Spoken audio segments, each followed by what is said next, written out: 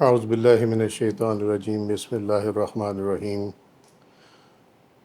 لا الہ الا اللہ وحدہ لا شریک لہ احد الصمد لم یلد ولم یولد ولم یکن لہ کفوا احد اللہم صلی علی سیدنا محمد وعلی آل سیدنا محمد وبارک وسلم وصلی علی جمیع الانبیاء والمرسلین۔ السلام علیکم ورحمۃ اللہ وبرکاتہ۔ سورۃ النساء آیت نمبر 128، 129، 130، اس کی ہم نے الحمدللہ جو تفسیر اور علمیہ ہے وہ کر لی تھی لاسٹ ٹائم۔ آج اس کی تعویلات صوفیہ ہے، اور جسٹ فار ریکارڈ کہ یہ آیت جو ہے وہ یہ ہے، تینوں آیات، اور اب اس کو حصوں کے حساب سے اس کی تعویل کی جائے گی۔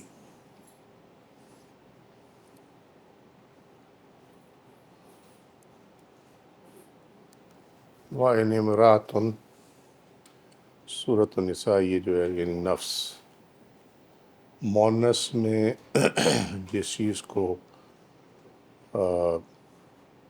ظاہر کیا گیا ہے تعویل میں، صوفیزم میں، دیٹ از نفس۔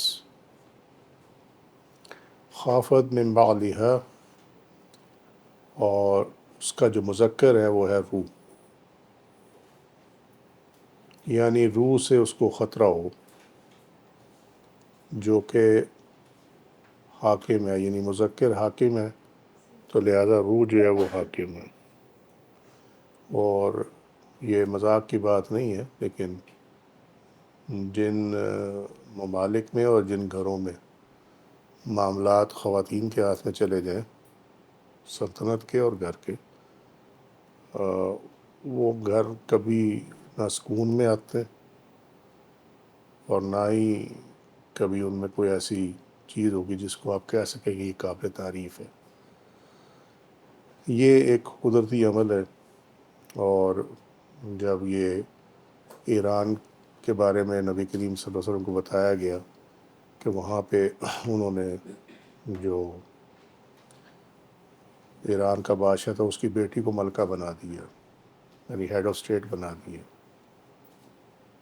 تو آپ صلی اللہ علیہ وسلم نے اس کو اپریشیٹ نہیں کیا تھا، بلکہ آپ نے کہا تھا ان کو کامیابی ہے، اب اس کا جو لب لباب ہے یہ ہے کہ اب ان کو کچھ نہیں ملنے والا، یعنی ان کو کوئی کامیابی نہیں ہونے والی۔ وہ میں چونکہ الفاظ میرے ذہن سے اتر رہے ہیں تو میں نے اس کا صرف جو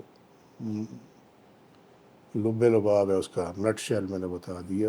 معنی یہ ہے کہ ان کے نصیب میں اب کامیابی، ان کے حصے میں کامیابی نہیں آنے لگی۔ اسی طریقے سے جب جسم کے اندر نفس چونکہ مونس ہے اور روح مذکر ہے، جب یہ مونس مذکر پہ حاوی ہو جائے گی نا، تو بندہ نہ فلاح پا سکتا ہے اور نہ ہی ان لوگوں میں سے ہو سکتا ہے جو کامیاب ہوتے ہیں۔ یعنی اس کا انجام یہ ہے کہ جب یہ نفس غالب آ جائے روح پہ، تو پھر یہ ہر گناہ کی طرف مائل ہوتا ہے، اور جب ہر گناہ کی طرف مائل ہوتا ہے، اب اس کا یہ معنی نہیں ہے کہ مونس کی وجہ سے گناہ کی طرف مائل ہوتا ہے، مونس کی ایک اپنی پراپرٹی ہے، وہ تو عورت کے ساتھ جو بھی ہے وہ علیحدہ چیز ہے، ہم اس کو ڈسکس نہیں کر رہے۔ معاملہ یہ ہے کہ یہ کمزور ہے نفس، ٹھیک ہے۔ شیطان کبھی روح پہ اٹیمپٹ نہیں کرتا، کیونکہ وہ امر ربی ہے، وہ اسٹرانگ ہے، اس کو وہ ہلا نہیں سکتا۔ وہ جس پہ اٹیمپٹ کرتا ہے وہ نفس ہے، سمجھے، اور یہ نفس ہی ہے جو اس کے بہکاوے میں آتا ہے۔ جب یہ بہکاوے میں مسلسل آتا چلا جائے تو پھر یہ حاوی ہو جاتا ہے روح پہ، اس کو کہتے ہیں کہ مونس یا مذکر پہ حاوی ہوگی۔ اب سمجھ گئے بات؟ ٹھیک ہے۔ جب یہ ہوگا تو یہ خرابہ ہوگا، اور جب یہ خرابہ ہوگا تو اس کا اینڈ جو ہے وہ جہنم ہے، سمجھ؟ یاد رکھو، جھوٹ نفس بولتا، روح جھوٹ نہیں بولتی، روح میں کیپیسٹی نہیں ہے جھوٹ بولنے کی. کچھ پلے پڑ رہی ہے بات یا اوپر سے گزر رہی ہے؟ روح میں کیپیسٹی نہیں ہے، اس میں یہ وصف ہی نہیں ہے کہ وہ جھوٹ بولے. جھوٹ جو بھی بولتا ہے وہ انسان کا نفس ہے اور بلوانے والا شیطان ہے. وہ ایسا وسوسہ ڈالتا ہے دماغ میں، دل میں، کہ بندہ جھوٹ بولتا. وسوسہ وہ ڈالتا، جھوٹ جو ہے وہ انسان بولتا، اور انسان کا جو حصہ جھوٹ بولتا ہے وہ نفس ہے. ٹھیک ہے. تو آپ سے فرمایا کہ جھوٹ جو ہے وہ برائی ہے اور برائی جہنم میں لے جاتی ہے. سو کہنے کا مراد یہ ہے کہ جو مسلسل جھوٹا ہو، عادتاً جھوٹا ہو، ٹھیک ہے، جس کی زندگی میں سچ کم اور جھوٹ زیادہ ہو، اس کو اللہ سبحانہ و تعالیٰ حدیث شریف کے مطابق جھوٹوں میں لکھ دیتا. اور جھوٹوں میں لکھنے سے مراد یہ ہے کہ اس کو سچ بولنے کی توفیق نہیں ہوتی. سمجھے؟ اور یہ چیز جو ہے جہنم میں لے جاتی. جو فرشتے رحمت لے کر آتے ہیں وہ منہ موڑ کر چلے جاتے ہیں، بلکہ ملائکہ اور اللہ اور ملائکہ کی طرف سے لعنت بھیجی جاتی جھوٹے پہ. تو بجائے ایسے کہ رحمتیں سمیٹیں، جھوٹ بولنے والے جو ہیں وہ خوش قسمیں ہیں لعنت سمیٹنے میں. سمجھ گئے بات؟ سو یہ یہاں پہ اس کی جو تعویلات الصوفیہ میں ہے، امرآتن یعنی نساء سے معنی جو ہے، عورت سے معنی جو ہے وہ نفس لیا جاتا ہے اس کی کمزوری کی بنیاد پر. آپ سمجھ گئے بات؟ یعنی اس کی کمزوری کی بنیاد پر، یعنی یہ شیطان کے وسوسوں میں آ جانے والی چیز ہے. اب سمجھ میں آ گئی بات؟ ٹھیک ہے. تو وہ آپ خاتون کے حسن کی تعریف کر دو چاہے وہ خوبصورت نہ بھی ہو، کافی ہے. ٹھیک ہے نا؟ تو اسی طریقے سے شیطان جو ہے وہ نفس کو خود پسندی میں مبتلا کرتا، کیونکہ یہ شیطان کا وصف ہے. اس نے جس بنیاد پہ انکار کیا تھا سجدہ کرنے سے، سجدہ تعظیم کرنے سے، وہ کیا تھا؟ وہ خود پسندی تو تھی، خود پسندی تھی نا. ٹھیک ہے. سو یہ خود پسندی پیدا کرتا ہے. عورت کے کریکٹر میں دیکھ لو، اس کو آپ تھوڑا سا کریں تو بہت کم عورتیں ایسی جو بچیں گی، جن پہ اللہ کی رحمت ہوگی وہی بچیں گی. سمجھے؟ سو یہ مماثلت بہت زیادہ ہے عورت میں اور نفس میں، دونوں کی کمزوریوں میں مماثلت بہت زیادہ ہے. اس وجہ سے نفس کو صوفیزم میں عورت کے ساتھ تشبیہ دی جاتی ہے. عورت کوئی لیسر کریشن نہیں ہے، لیکن جو وصف ہے نا صاحب کی وجہ سے ان میں جو مماثلت ہے، ایک جیسے ہیں یہ، اس کی بنیاد پر اس کو نفس کو عورت سے تشبیہ دی جاتی ہے. ٹھیک ہے. روح سے خطرہ پائے، کیونکہ متصرف جو ہے وہ روح ہے. اگر آپ اس میں سے روح نکال دیں تو جسم کسی کام کا نہیں ہے. یہ ایک مٹی کا بت ہے جو کہ موو نہیں کر سکتا، نہ بول سکتا ہے، نہ دیکھ سکتا ہے، نہ ہل سکتا ہے، نہ چل سکتا ہے. ٹھیک. نہ کھا سکتا ہے، نہ پی سکتا. تو لہٰذا اس کے جو حاکم ہے وہ روح ہے. اور روح جیسے بتایا کہ یہ انکرپٹیبل ہے، انکرپٹیبل ہے، اس کو کرپٹ نہیں کیا جا سکتا. اب بھی نہیں سمجھ آ رہی بات؟ انکرپٹیبل ہے. سو جو انکرپٹیبل ہے اس کا تو کچھ نہیں ہو سکتا. سو نفس کے پیچھے وہ پڑتے ہیں، لیکن نفس دونوں سائڈوں سے پھنسا ہوا. ایک طرف روح ہے اور ایک طرف جو ہے وہ شیطان ہے، ٹھیک ہے.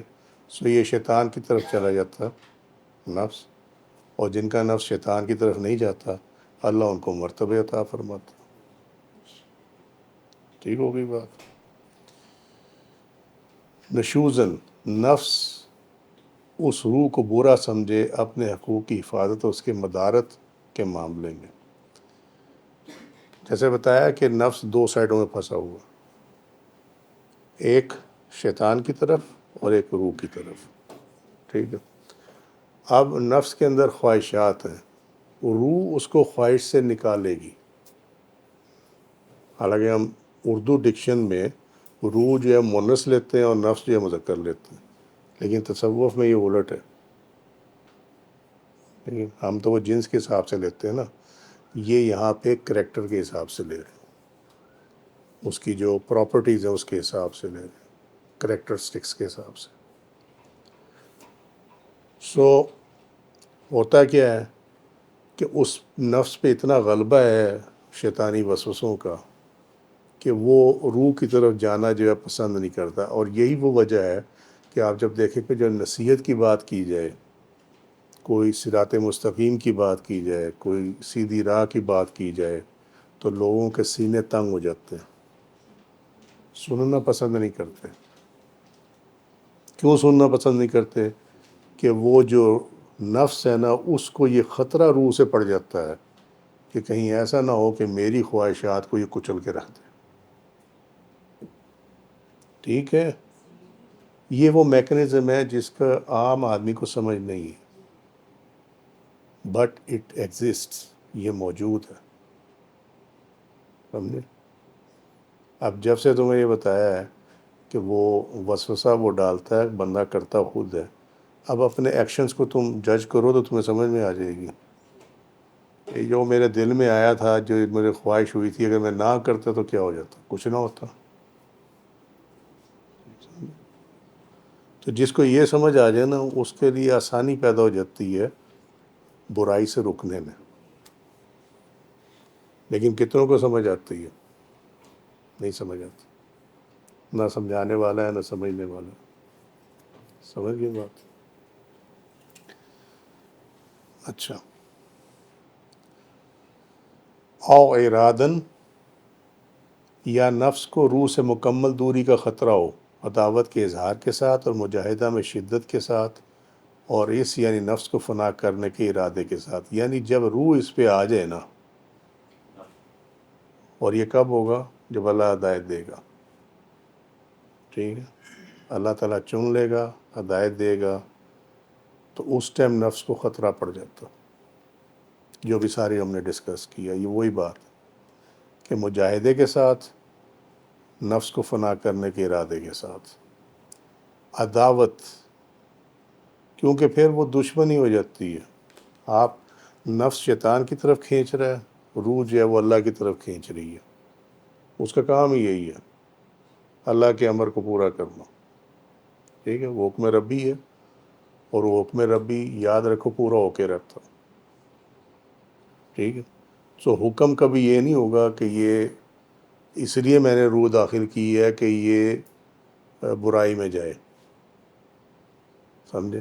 روح اس لیے داخل کی جاتی ہے کہ انسان کے اندر اللہ کا نشان موجود ہے، اللہ کی نشانی، آیت اللہ کی نشانی جو ہے وہ موجود ہے. ہمارے ہاں تو کم علمی کا یہ حال ہے کہ ہم آیت کو جو ہے نا، جب آپ کہیں نا آیت اللہ، تو کہتے ہیں لو جی قرآن کی آیت بنا دی.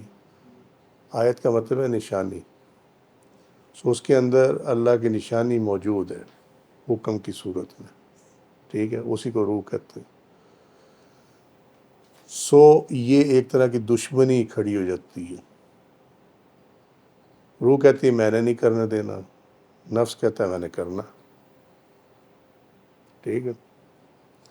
سو اس لیے جب اللہ تعالیٰ یہ توفیق دے دے کہ نفس کو ختم کیا جانا ہے، جو ہم بار بار بات کرتے ہیں نا کہ جیتے جی مر جاؤ، حدیث شریف میں بھی ہے. ٹھیک ہے. وہ ہے یا نہیں یاد ہے کہ صدیق کے بارے میں کیا فرمایا ہے؟ کہ چلتا پھرتا جو ہے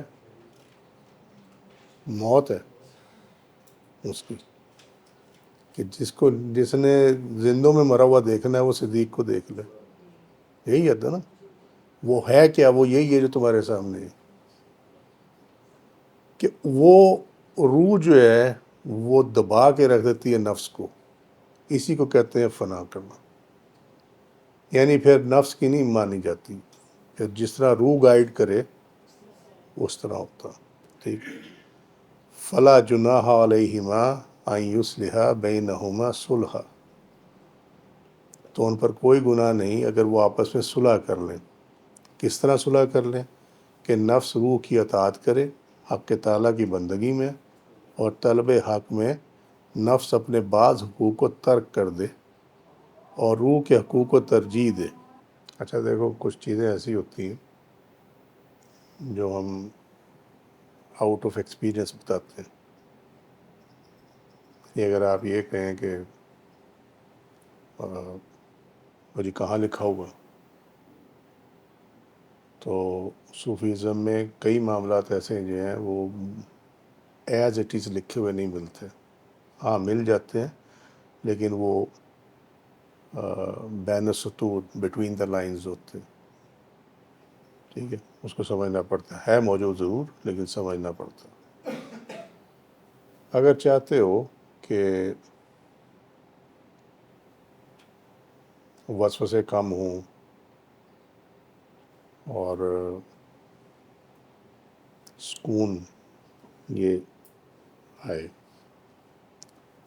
تو کچھ کام کرنے کے ہیں، ان میں سے ایک دو بتا دیتا ہوں.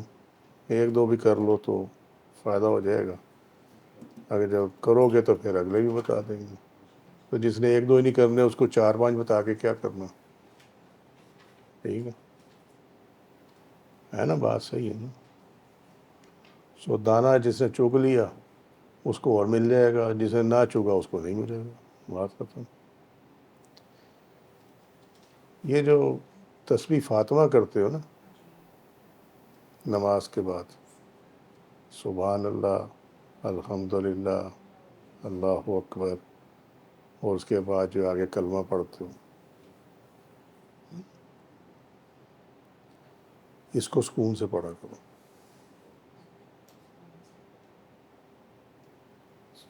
یہ جو تم نے دگڑ دوس کیا ہوتا نا سارا کام، گڑ گڑ گڑ گڑ گڑ گڑ گڑ گڑ، یہ جتنا تم گڑگڑ کرو گے نا تمہارا ذہنی سکون اتنا ہی اڑے گا. جتنا اس کو آرام سے پڑھو گے ذہنی سکون اتنا ہی عطا ہوگا. سمجھے؟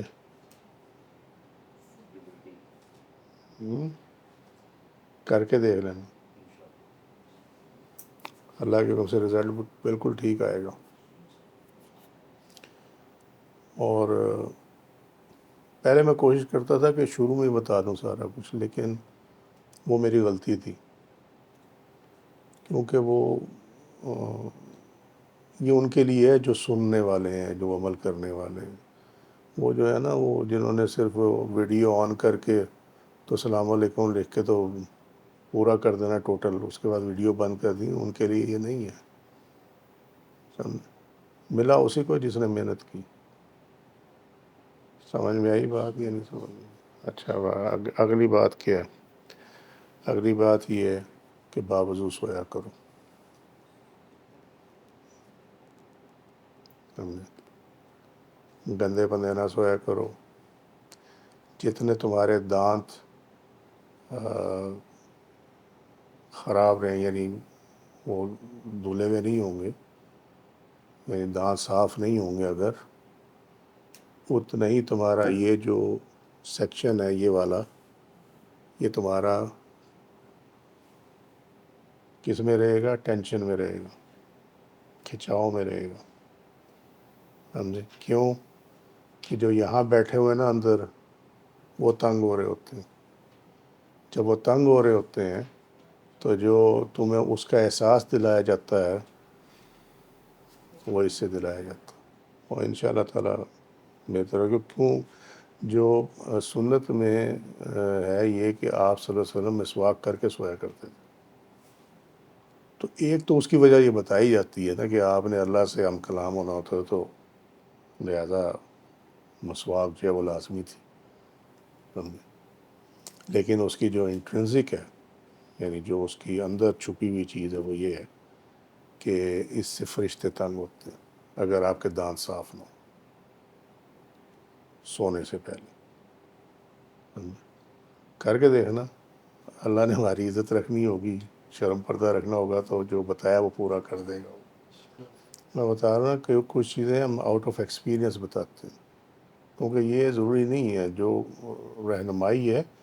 ہم تو سمجھتے ہیں نا کہ قرآن پڑھیں گے تو رہنمائی ہوگی، حدیث پڑھیں گے تو رہنمائی ہوگی، ٹھیک ہے وہ بھی بات، اس میں کوئی غلط نہیں ہے، الحمدللہ معاذ اللہ استغفر اللہ، کوئی یہ تھوڑی ہو غلط۔ پرابلم یہ ہے کہ کیا آپ جب قرآن اور حدیث پڑھتے ہیں کیا آپ اس پہ عمل ایز اٹ از کرتے ہیں؟ اصل ایشو یہ ہے، ٹھیک ہے نا؟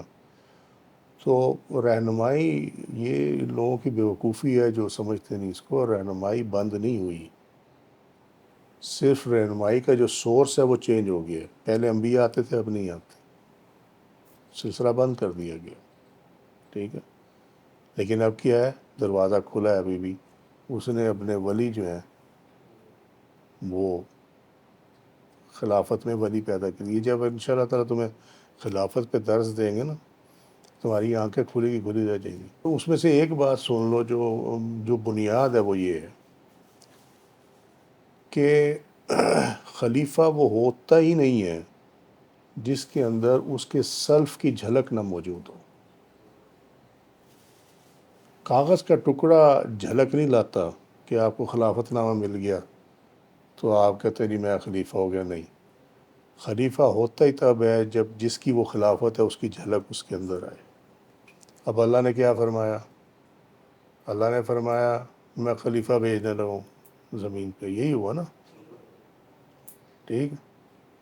تو اس خلیفہ کو کچھ دے کے بھیجا ہوگا نا، اور اس کو چونکہ خلیفہ بنایا ہے، لہذا اس کا مطلب یہ ہے کہ اس کو جو دیا ہے وہ دوسروں کے مقابلے میں زیادہ دیا ہے، ٹھیک ہے؟ ہو گئی بات کہ نہیں؟ یہ تو بات سمجھ میں آ گئی نا، میں سادہ سادہ بات کر رہا ہوں۔ تو جو اپنے خلیفہ کو سب سے پہلی چیز دی تھی اللہ سبحانہ و تعالیٰ نے، وہ علم غیب تھا۔ ہم نے آدم کو وہ اسماء سکھائے، ٹھیک ہے نا؟ وہ ایون فرشتوں کو بھی نہیں پتا تھا، تو فرشتوں کے لیے بھی وہ علم غیب تھا، حضرت آدم علیہ السلام کے لیے بھی وہ علم غیب تھا، وہ صرف اللہ کو معلوم تھا، کسی کو نہیں معلوم تھا، ٹھیک ہے؟ تو اب کوئی کرے اس کا انکار؟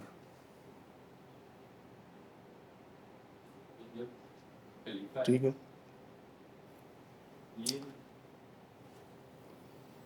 ٹھیک ہے، وہ کرے نا انکار اس کا، لیکن کبھی یہ اس کو ڈسکس نہیں کریں گے، اس لیے کہ اگر یہ ڈسکس کریں تو ان کے عقائد جو ہے وہ باطل ثابت ہو جاتے، جھوٹے ثابت ہو جاتے۔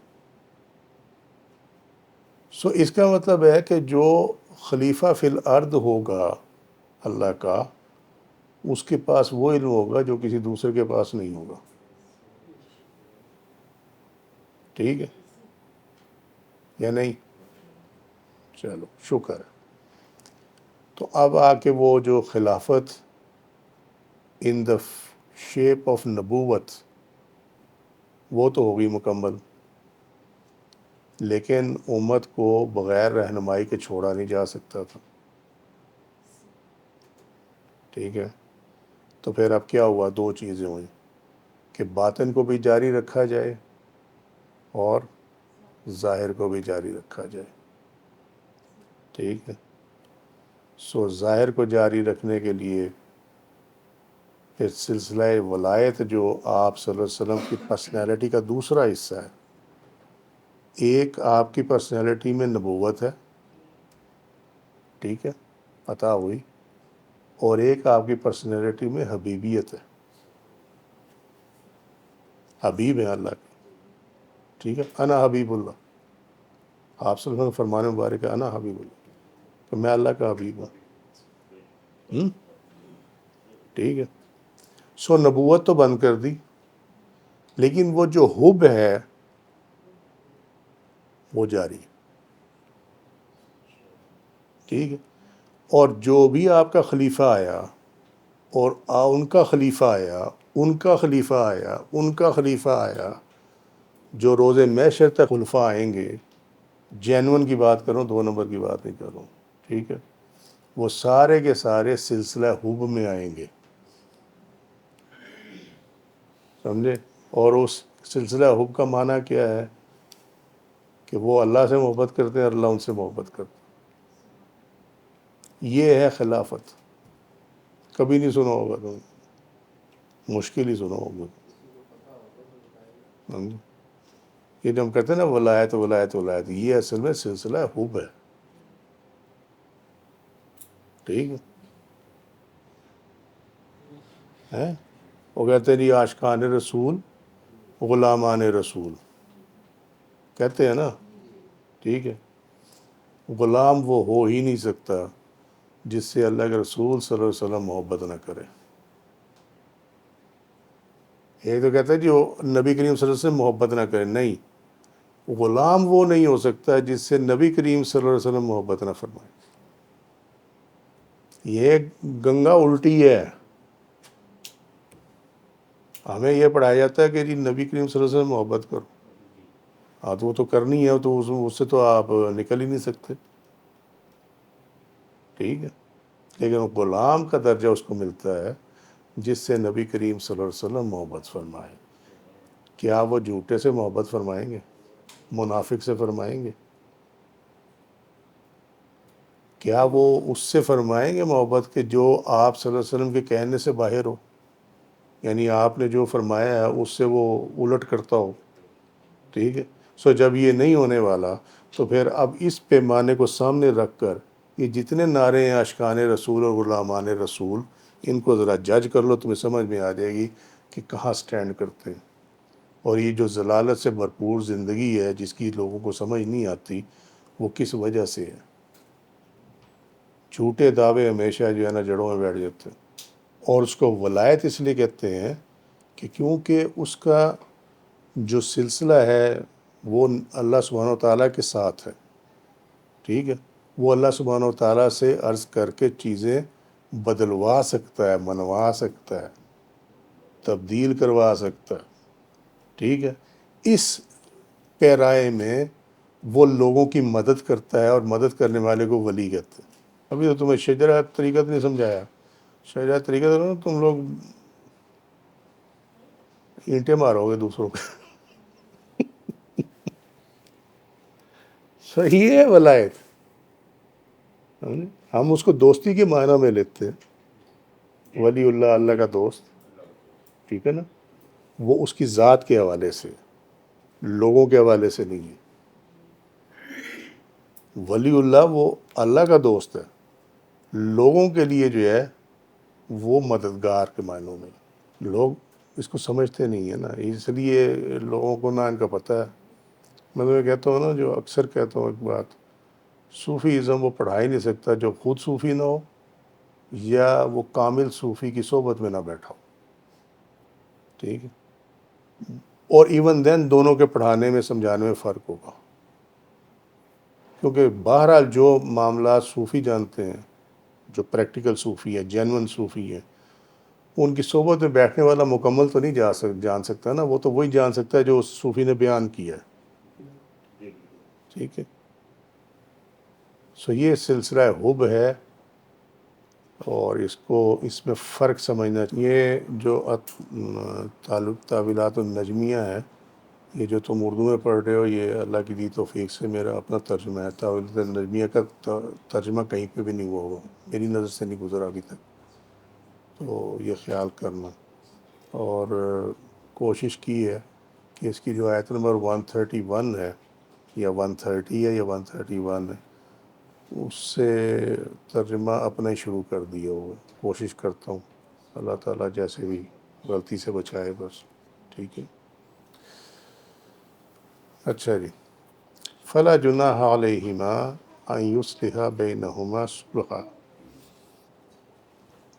تو ان پہ کوئی گناہ نہیں ہے اگر روح اور نفس جو ہے آپس میں کچھ سمجھوتا کر لیں.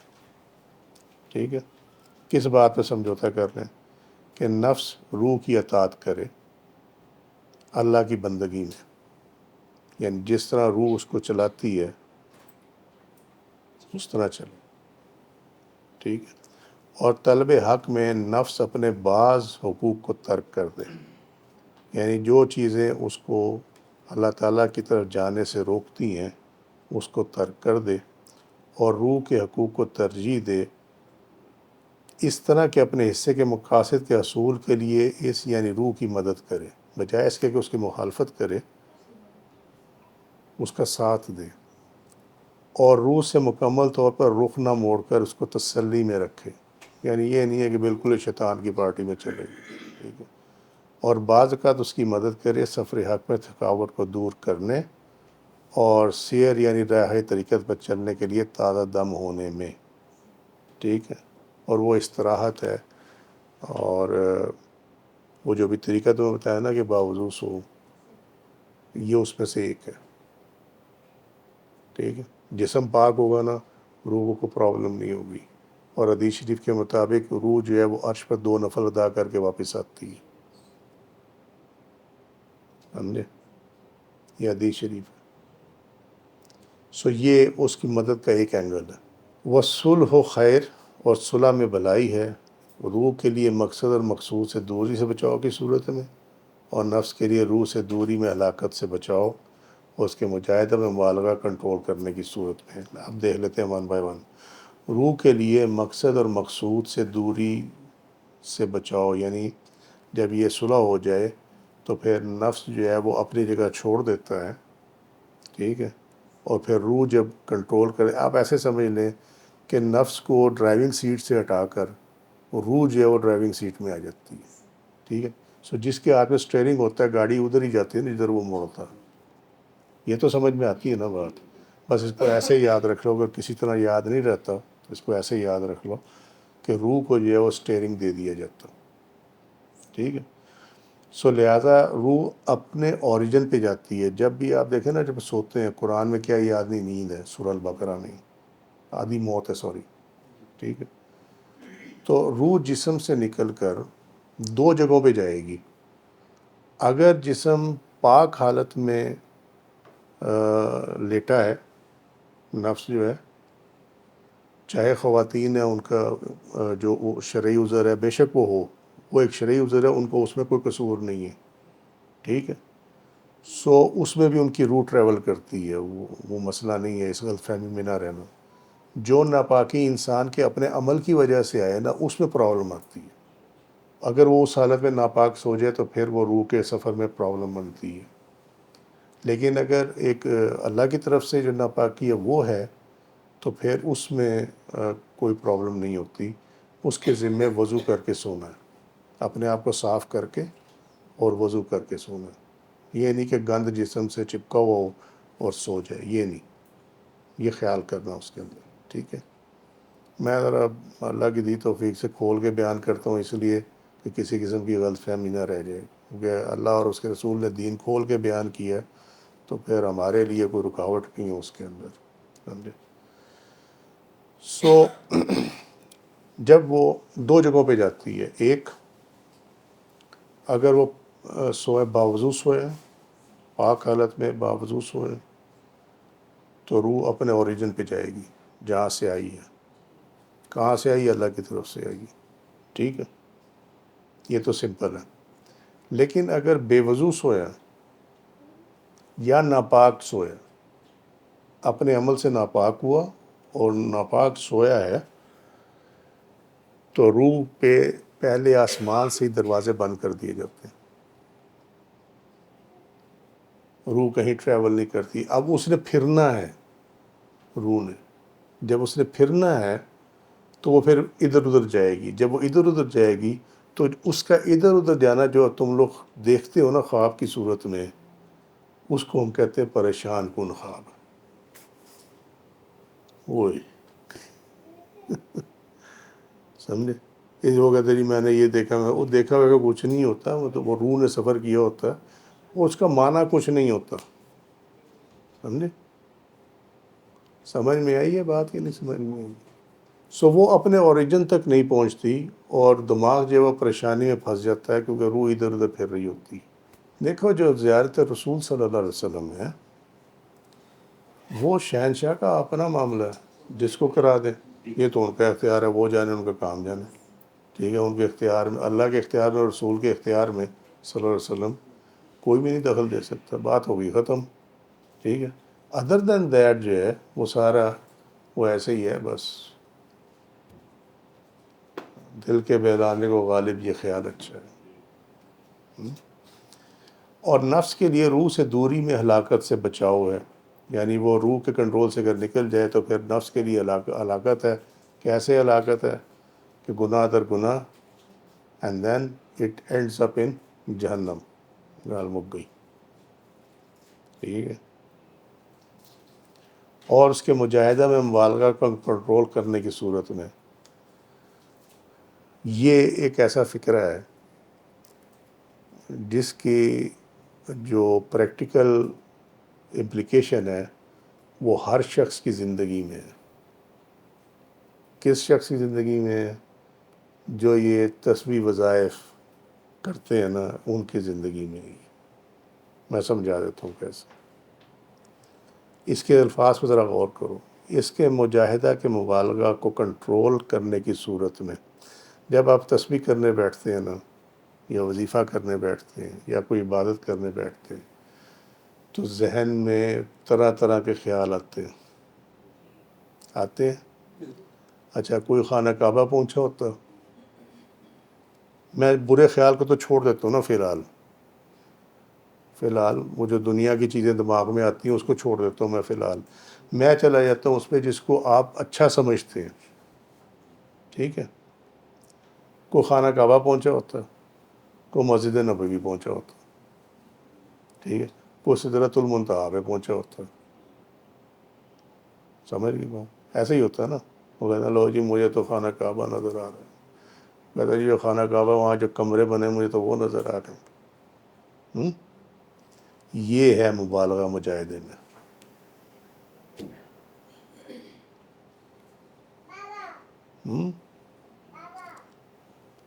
دماغ جو ہے نا، اللہ سبحانہ و تعالیٰ نے جو برین بنایا نا، یہ اس کی تو ہر تخلیقی کمال کی ہے نا.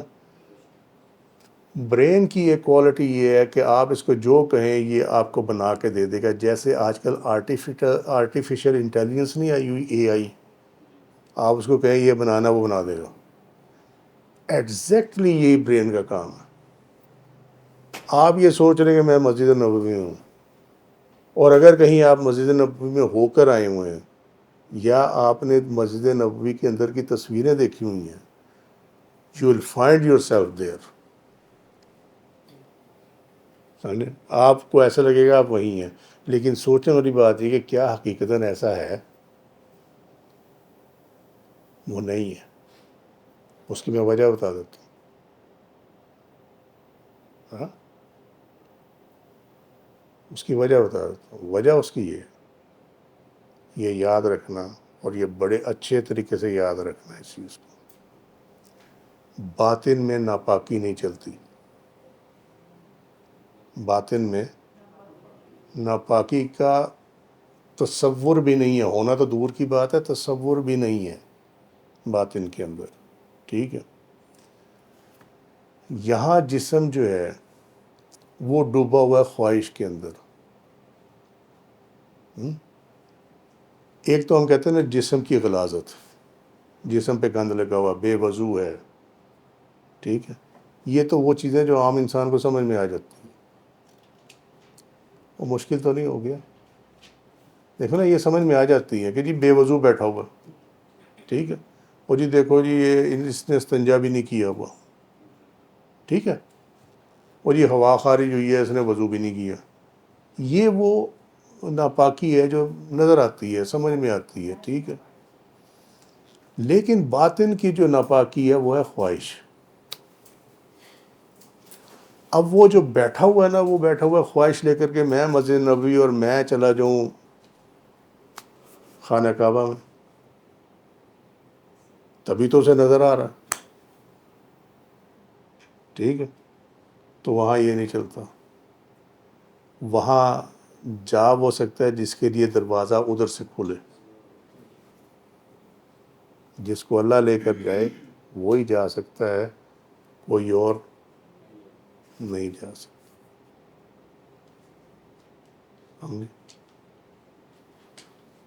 نبی کریم صلی اللہ علیہ وسلم سے, یہ مسند احمد کی روایت میں بتا رہا ہوں اللہ کی دی توفیق سے, نبی کریم صلی اللہ علیہ وسلم کے پاس ایک صحابی نے اپنا ایک خواب بیان کیا, اور اس خواب میں جو بیان کیا وہ یہ کہ آپ سے میری ملاقات ہوئی, آپ صلی اللہ علیہ وسلم سے ملاقات ہوئی. ٹھیک ہے, تو آپ صلی اللہ علیہ وسلم نے جو فرمایا وہ کیا تھا؟ روح روح سے مل کر آ جاتی ہے, روح روح سے مل کر آ جاتی ہے. ٹھیک ہے, اب ملنے والی روح نبی کریم صلی اللہ علیہ وسلم کی ہے, جس کی روح ملنے گئی ہے وہ صحابی ہیں.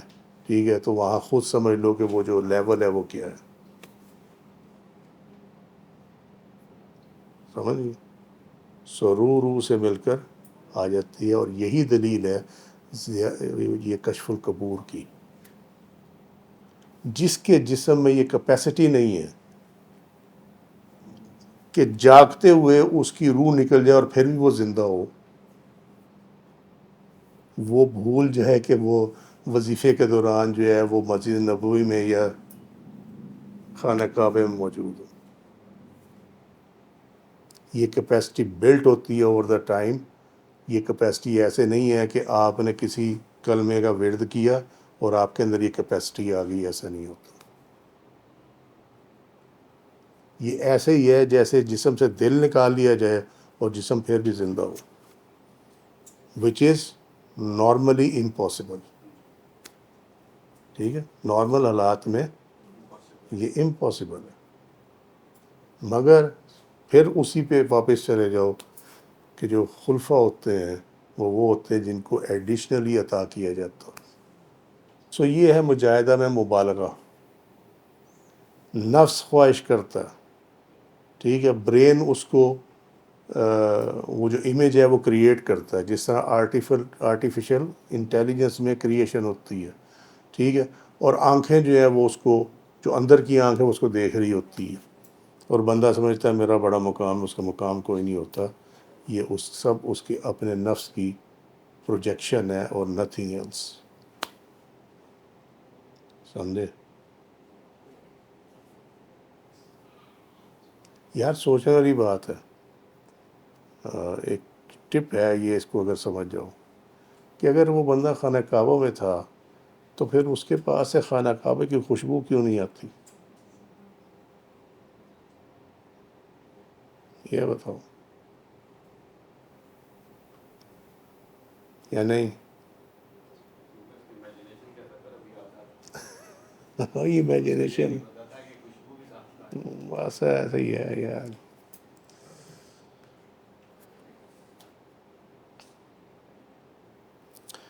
وَأُحْضِرَتِ الْأَنفُسُ الشُّحَّ, یعنی ہر ذی نفس پیدائشی طور پر اپنے نصیب اور حصے کے مطابق بخل کا حامل ہوتا ہے.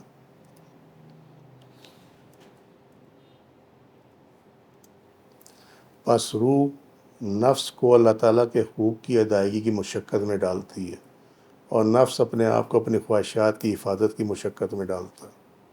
ٹھیک ہے, سو یہ بخل ہے.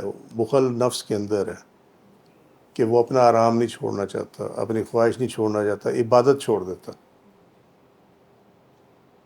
سمجھے؟ جو اللہ کا حکم ہے نا اس کو چھوڑ دیتا, کیونکہ اللہ کا حکم جب پورا کرے گا تو مشقت میں پڑے گا. بھائی نماز پڑھنی تو مشقت میں پڑتا ہے نا. ٹھیک ہے, حتیٰ کہ یہ جو ہمارے یہاں تو معاذ اللہ استغفر اللہ ہر چیز جو ہے نا وہ کھیل مذاق بنی ہوئی ہے. اور نابینا پن کی انتہا یہ ہے کہ قرآن میں سب کچھ ہونے کے باوجود کچھ نہیں ملتا, بس سوائے اس کے کہ قرآن کی آیت کا ترجمہ اور جو اس کے ظاہری الفاظ ہیں بس وہ وہی ہے. ٹھیک ہے, اور اس میں بھی دیکھ لو کتنا اختلاف پڑا ہوا. ایک واقعہ جو ہم ریپیٹڈلی بیان کرتے ہیں اللہ کی دی توفیق سے, حضرت موسیٰ علیہ السلام والا. ٹھیک ہے، 70 مر گئے تجلی کی وجہ سے، اور وہ لمحے کی تجلی تھی، ٹھیک ہے، اور ایک بے ہوش ہوا، حضرت موسیٰ علیہ السلام، ٹھیک ہے، ایسا ہی ہوا نا، اس میں تو کوئی ڈاؤٹ نہیں ہے۔ کیوں ہوا جی ایسا؟ اس لیے کہ 70 جو تھے ان کی تیاری نہیں تھی۔ حضرت موسیٰ علیہ السلام کوہ طور پہ جاتے رہتے تھے، ان کی تیاری تھی، ٹھیک ہے، لیکن وہ بھی جس حد تک تیاری تھی اس حد تک وہ یہ ہوا کہ موت نہ آئی، لیکن بے ہوش ہو گئے، کیونکہ تجلی اس تیاری سے زیادہ تھی۔ ہم بات چیزوں کو سمجھنے کی کوشش کیا کرو۔ یہاں سے ہمیں کیا پتہ چلتا؟ یہاں سے ہمیں یہ پتہ چلتا ہے کہ اللہ کی طرف سے جو کچھ بھی رحمت آتی ہے، جو کچھ بھی اس کی تجلی آتی ہے، جو بھی انوار آتے ہیں، سمجھے، وہ اس کو وہی سنبھال سکتا ہے جس کی تیاری ہوتی ہے، ٹھیک ہے، جس کی تیاری نہیں نہ ہوتی وہ الٹے پڑے ہوتے ہیں، چل،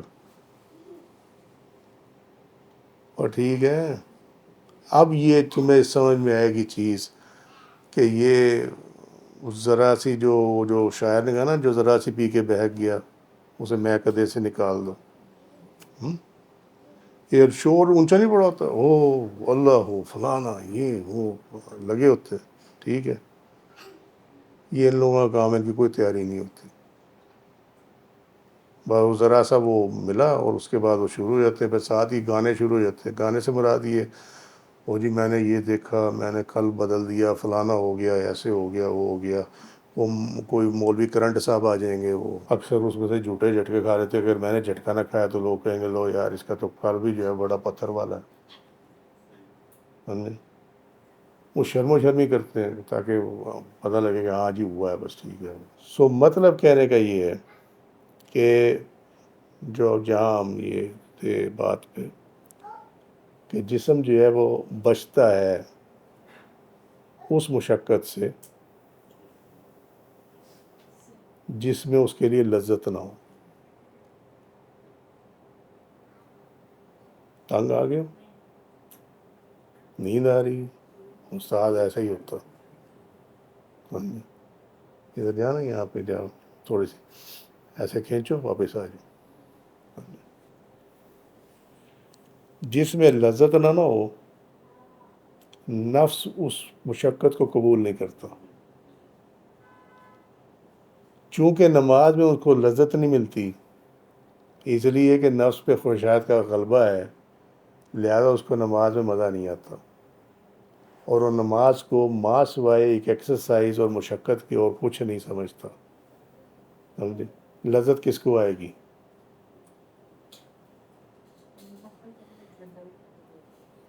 سامنے بٹھا کر ان کو سجدہ کیا تو ہے، سمجھے، وہ جو کہا نا اس عزیز میاں پڑھتا ہوتا تھا، تو لذت اس کو آئے گی جس کی روح جو ہے وہ اللہ کے حضور پیش ہو کر آئے،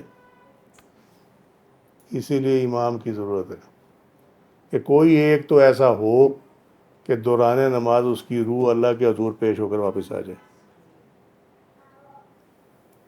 اس لیے جب تم ولی اللہ کے پیچھے نماز پڑھتے ہو اس میں سکون ہوتا، جب دنیا دار کے پیچھے پڑھتے ہو اس میں سکون نہیں ہوتا۔ تو اس ایک کا اللہ کے حضور پیش ہو جانا پوری جماعت کا اللہ کے حضور پیش ہو جانا ہوتا۔ وَإِن تُحْسِنُوا، اور اگر یہ احسان سے کام لیں، یعنی نفس اور روح آپس میں صلح اور حق تعالیٰ کی بندگی کے لیے کوئی تصفیہ کی، کوئی صلح صفائی کی صورت نکال لیں، وَتَتَّقُوا، اور بچیں ایک دوسرے کے ساتھ ظلم و ستم کرنے سے اور زیادتی کرنے سے، یعنی روح نفس پہ نہ کرے اور نفس جو ہے وہ روح پہ نہ کرے، فَإِنَّ اللَّهَ كَانَ، تو بے شک اللہ تعالیٰ ازل سے، بما تعملون، جو آج تم کر رہے ہو، خبیراً، جانتا ہے، ٹھیک ہے۔ بس بے شک اللہ تعالیٰ نے ان دونوں کو ازل میں ہی احسان اور پرہیزگاری کی استطاعت عطا فرمائی ہے، اگر ایسا نہ ہوتا تو آج یہ نیکی اور پرہیزگاری اختیار نہ کر سکتے، لہٰذا اچھی طرح سمجھ لو، یعنی یہ جو تم اگر کوئی نیکی کرتا ہے تو اس کی توفیق جو ہے وہ ازل میں عطا کر دی گئی ہے، ٹھیک ہے، نفس کو بھی کر دی گئی اور روح کو بھی کر دی گئی، ٹھیک ہے. اور وہ روح ہی کی وجہ سے نفس جو ہے وہ نیکی کرتا ہے. لیکن اب اس میں فرق کیا ہے؟ اس میں فرق یہ ہے کہ ایک لفظ تم بار بار زندگی میں استعمال کرتے ہو، توفیق.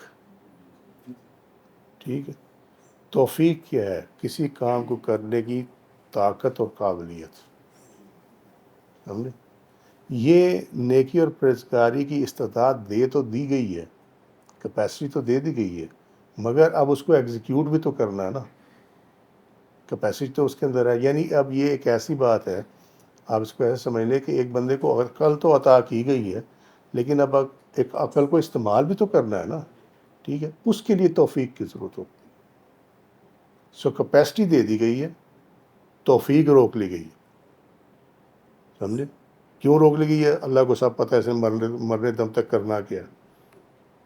ٹھیک ہو گئی بات. سو توفیق وہ عطا فرما دیتے. آپ سمجھ گئے بات؟ ہو سکتا ہے استدار کے ساتھ توفیق کا بھی فیصلہ کر دیا گیا ہو، یقین کر دیا گیا ہوگا، لیکن توفیق اور استدار دونوں ڈفرینٹ چیزیں ہیں. سمجھانے کی بات ہی ہے. پھر اللہ تعالیٰ نے فرمایا وَلَن تَسْتَطِيعُوا أَن تَعْدِلُوا بَيْنَ النِّسَاءِ وَلَوْ حَرَصْتُمْ، یعنی تم تزکیہ نفس اور صفات کے ساتھ عدل و انصاف کرنے کی قدرت نہیں رکھتے، چاہے تم اس کی کتنی بھی خواہش کرو. تزکیہ نفس اور صفات کے ساتھ عدل و انصاف کرنے، یعنی آپ یہ کہیں کہ میں کما حق کا ہوں، جیسے کہ اس کا ادا کرنے کا حق ہے. کما جیسے حق کا ہوں، اس کا حق ہے. ٹھیک ہے، ٹھیک. کوئی ایسے لفظ ہم بول جاتے ہیں، پتہ کوئی نہیں ہوتا اس کا مطلب کیا. کما حق کا ہوں کہ جیسے اس کا حق ہے، تو اس کے بارے میں بتایا جا رہا ہے کہ تم یہ نہیں کر سکتے. ٹھیک ہے، چاہے کتنی بھی خواہش کر لو. اور نبی کریم صلی اللہ علیہ وسلم کے قول کی مانند ہے استقیموا ولن تحصوا، راہ راست پر قائم رہو مگر تم تمام نیکیوں کو نہ کر پاؤ گے. استقیموا، قائم رہو. کس پہ قائم رہو؟ صراط مستقیم پہ. ٹھیک ہے، راہ راست پر. ولن تحصوا، لیکن تم you can never comprehend all the things, all the good deeds, کہ آپ سارے نیک کام جو ہے آپ نہیں کر سکتے. آپ یہ کہیں کہ جی کیونکہ تمام نیکی جو ہے جو بھی اس میں اعمال آتے ہیں میں کر لوں، آپ سارا کچھ نہیں کر سکتے. یہ آپ اگر اس کو سمجھنا ہے تو آپ ایسے سمجھ لو آپ کتنے وظائف کر لو گے. آپ کہتے ہو میں یہ بھی پڑھتا ہوں، میں یہ بھی پڑھتا ہوں، یہ بھی پڑھتا ہوں. ٹھیک ہے، لیکن اس کے باوجود کچھ ایسے ہوں گے جو آپ نہیں کر سکیں گے، اس کے لیے کہ آپ کے پاس ٹائم ہی نہیں ہے اس کا. یہی ہے نا. ٹھیک ہے، سو کچھ نہ کچھ باقی رہ جاتا ہے. اس حدیث شریف کا یہی مطلب ہے. سنن ابن ماجہ کتاب الطہارہ و سننہا چیپٹر 4 المحافظہ علی الوضوء، حدیث کا نمبر 277. جب کوئی نیک عمل کرے بندہ تو اگر اس وقت نہیں تو کم از کم ہفتے میں ایک دفعہ تو ضرور اللہ کا شکر ادا کر دے کہ تو نے مجھے توفیق عطا فرمائی اور تو نے میرے پہ یہ رحمت فرمائی. اس کا شکر ادا کر دے. 2 نفل پڑھ کے اس کا شکر ادا کر. اور جو نوافل شکرانہ ہے اس کی پہلی رکعت میں جو افضل ہے وہ یہ ہے کہ علم شریف کے بعد آیت الکرسی اور اس کی اگلی 2 آیتیں جو اس کے ساتھ ہیں وہ پڑھی جائیں، اور دوسری رکعت میں علم شریف کے بعد سورہ البقرہ کی جو آخری آیات ہیں آمن الرسولوں سے لے کر اور اینڈ تک، ٹھیک ہے، وہ پڑھی جائیں. So that is the best way. اگر کچھ نہیں یاد ہے تو پھر سورہ اخلاص جو ہے وہ 3 دفعہ یا 10 دفعہ ہر رکعت میں وہ پڑھ لو.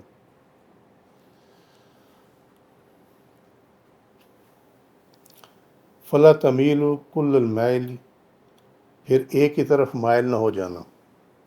یعنی روح کے حقوق کی حفاظت میں اور نفس کی خواہشات کی تکمیل میں. یعنی ایک ایسا نہیں ہے، مڈ وے اختیار کرو.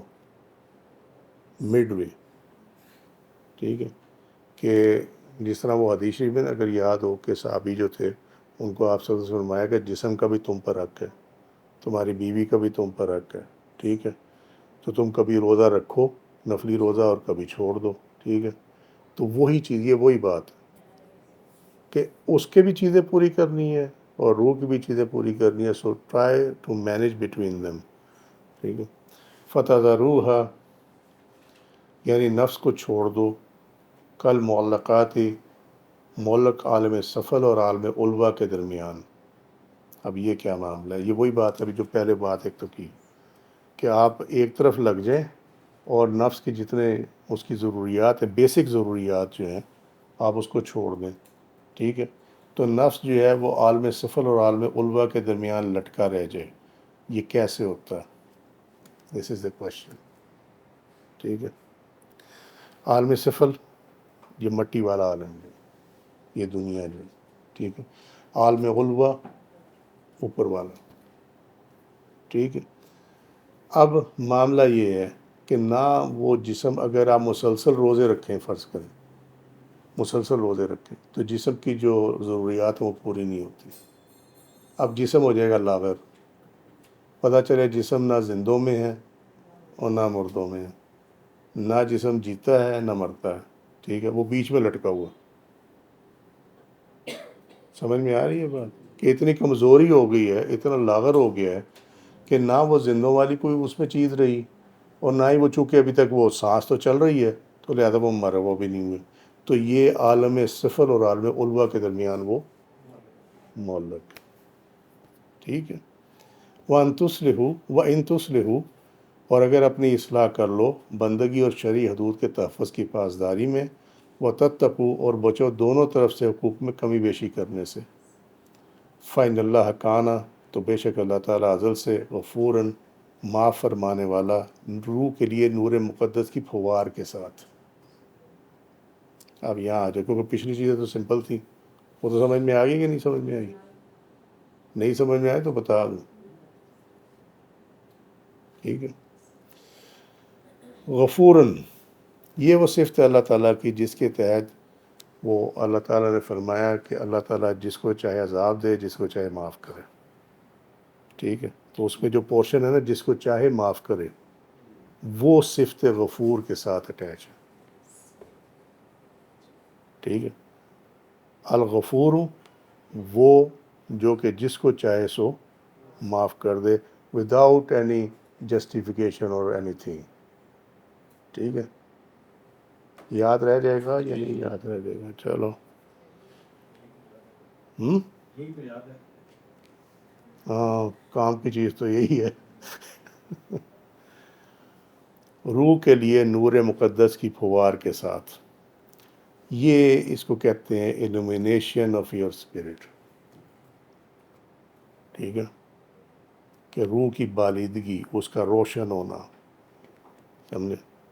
جیسے ہی وہ معاف فرماتا ہے تو جو اندر قلب پہ جو کالے نشان آ جاتے ہیں گناہوں کی وجہ سے، حق تلفی کی وجہ سے، حقوق کو غصب کرنے کی وجہ سے، وہ تمام وہ ہٹا دیتا ہے. تو جو نور ہے نا وہ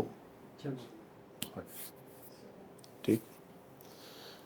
رحیمن مہربان نفس کے لیے، حتیٰ کہ وہ حکم کو قبول کرنے والا ہو جائے بعد اس کے کہ وہ حاکم ہوتا تھا، جیسے کہ اللہ تعالیٰ کا فرمان ہے الا ما رحم ربی سوائے اس کے کہ میرا رب رحم فرما دے.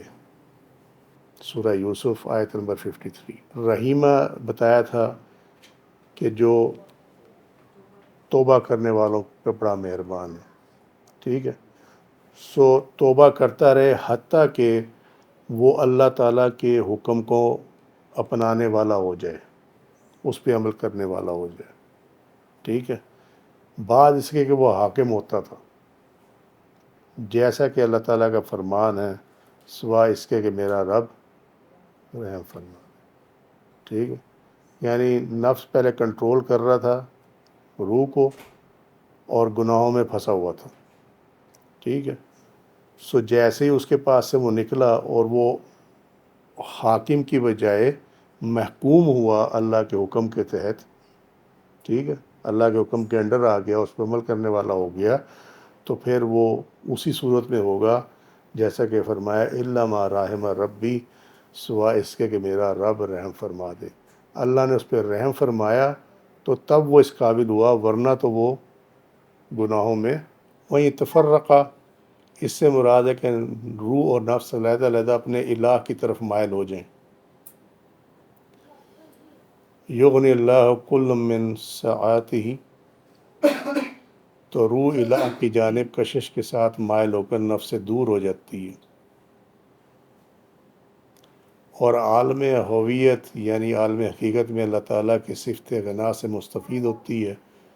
پھر وہ مقصود کو پانے میں نفس کے اشتراک سے بے نیاز ہو جاتی ہے، اور نفس الہ کی جانب کشش کے ساتھ مائل ہو کر روح سے دور ہو جاتا ہے، جیسا کہ ارشاد الہی ہے ارجعی الی ربی کی راضیۃ مردیہ، سورہ الفجر آیت نمبر 28.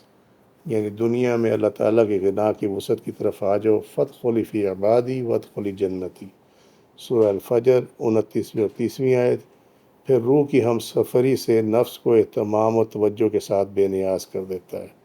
جو گھرانا نہیں ہے سمجھاتے ہیں ابھی، ٹھیک ہے، کسی وجہ سے اس کو پورا پڑھا ہے تاکہ ایک ہی دفعہ میں اس کو کر لیں، ٹھیک ہے. اب معاملہ یہ ہے، وہیں تفرقہ نے بڑی چیز کو اوپن کر کے رکھ دیا. سمجھے؟ تفرقہ جدا.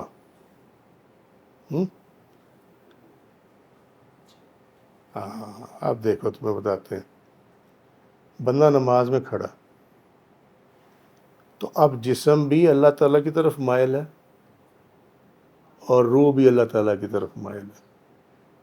اب سمجھ میں آ گئی جو بھی تھوڑی دیر پہلے بات کی تھی کہ امام کی روح جو اللہ کے حضور پیش ہو کر آ جائے، ٹھیک ہے. سو وہ اپنے الہ کی طرف مائل ہوگی، اس کی کشش کے ساتھ ادھر چلی گئی، لیکن جسم زمین پہ ہی موجود ہے، لیکن ہے وہ بھی اللہ کے حضور کھڑا ہوا، ٹھیک ہے. اب دونوں میں فرق آ گیا نا، ایک جو ہے وہ عرش پہ چلی گئی اور ایک زمین پہ موجود ہے، دونوں ہی اللہ کی طرف متوجہ. یہ ہے وہ تفرقہ، ٹھیک ہے. سو اور عالم ہویت یعنی کسی چیز کی حقیقت، وہ حقیقت جو عالم غیب میں ہے، اس کو ہویت کہتے ہیں. یہ ہویت بھی پڑھتے ہیں لوگ اس کو. سو عالم ہویت جو ہے، عالم حقیقت جس کو کہتے ہیں، اس کی تعریف یہ ہے جو نیچے لکھی ہوئی ہے. کسی چیز کی حقیقت، وہ حقیقت جو عالم غیب میں جو ہم سے چھپی ہوئی ہے، ٹھیک ہے. شناخت، عرفیت، پہچان، مرتبہ وحدت ذات باری تعالیٰ، ہونے کی حالت یا کیفیت.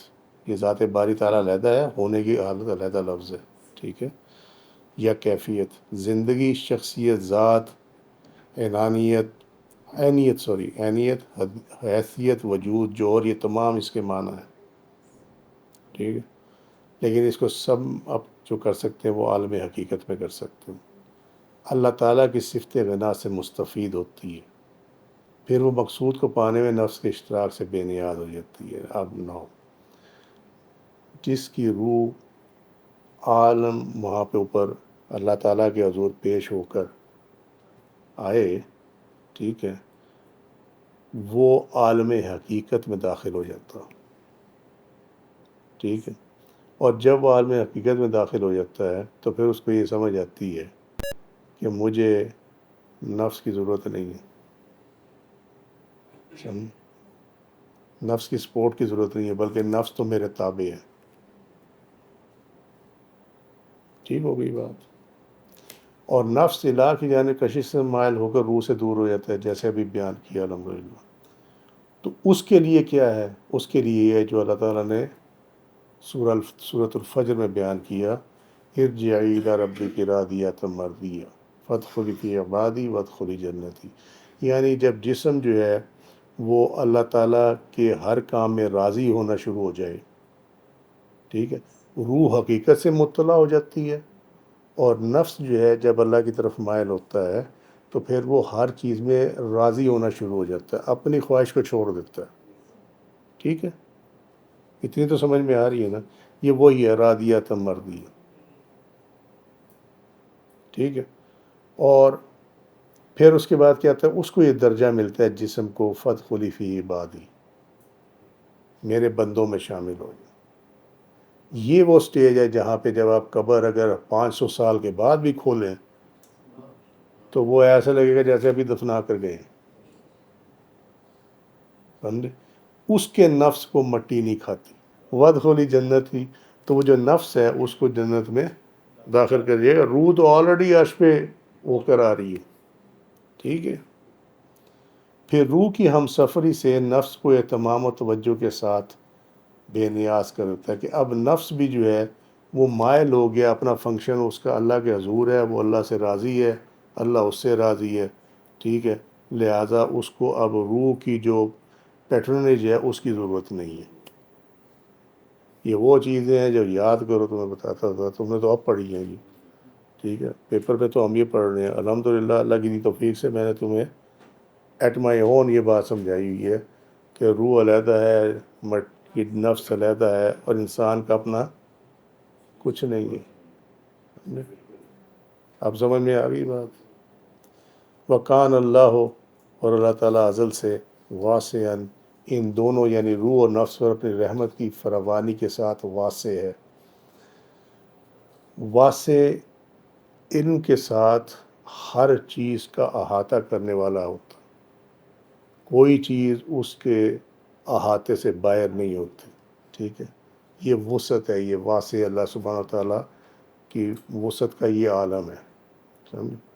حکیماً حکمت کے ساتھ یعنی روح اور نفس کے اجتماع اور فراق کا فیصلہ کرنے والا ہے. جو بھی بات سمجھا رہی تھی کہ اللہ تعالیٰ کرتا ہے، یہ اللہ تعالیٰ کیپیسٹی پیدا کرتا ہے کہ روح بھی نکل جائے اور بندہ زندہ بھی ہو. ٹھیک ہے. نیند میں تو یہ ہے نا، آپ کو ہوش ہی نہیں ہوتی. پنجابی میں کہتے ہیں نہیں ستا مویا ایک برابر، کہتے ہوتے نا. تو اس میں آپ کو ہوش نہیں ہوتی. آپ ایکچولی قرآن کے مطابق آدھا موت آپ کے اوپر آ جاتی ہے. اللہ تعالیٰ جب روح واپس بھیجتا ہے تو وہ آدھی موت جو ہے وہ ختم ہو جاتی ہے. سمجھے؟ سو اس میں تو آپ مرے ہوئے نا، آپ تو کچھ کر ہی نہیں سکتے اس کے اندر. لیکن بات یہ ہے کہ جاگتے ہوئے میں ایسا ہو، یہ ہر کسی کے بس کی بات نہیں ہے. سو اللہ اس پہ بھی قادر ہے. ٹھیک ہے. اِلیٰ ربک یومئذ المساق، سورہ القیامہ 30ویں آیت. اس دن آپ کے رب کی طرف ہانک کر لے جایا جائے گا.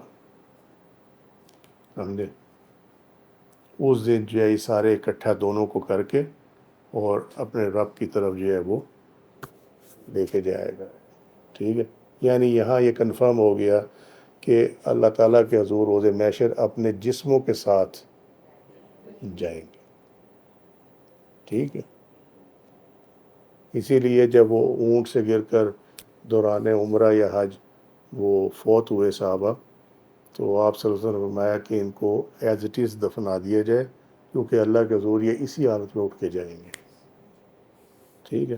سو آج کے لیے اتنا ہی. وما علینا الا البلاغ واللہ رسول علیہ بالثواب. سبحانک اللہم وبحمدک اشہد ان لا الہ الا انت استغفرک واتوب الیک. عملت وظلمت نفسی فاغفر لی فإنہ لا یغفر الذنوب الا انت. سبحان ربک رب العزۃ عما یصفون وسلام علی المرسلین والحمد للہ رب العالمین. السلام علیکم ورحمۃ اللہ وبرکاتہ.